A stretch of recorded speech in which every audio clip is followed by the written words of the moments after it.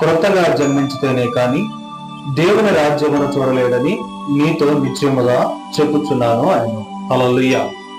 అంటే ఇక్కడ యేసుక్రీస్తు ప్రభువారు చెబుతున్నటువంటి మాట, దేవుని రాజ్యాన్ని ఎవడైనా చూడాలి అని అనుకుంటే, దేవుని రాజ్యాన్ని ఎవరైనా చూడాలి అని అనుకుంటే వాడు క్రొత్తగా జన్మించాలి. క్రొత్తగా జన్మిస్తేనే పిల్లరా మనం దేవుని రాజ్యంలోనికి పిల్లరా ప్రవేశించగలుగుతాం. మరి కొత్తగా జన్మించటం అంటే ఏంటి? కొత్తగా జన్మించటం అంటే ఏంటి అనేటటువంటిది పిల్లరా మనం ఆలోచన చేద్దాం.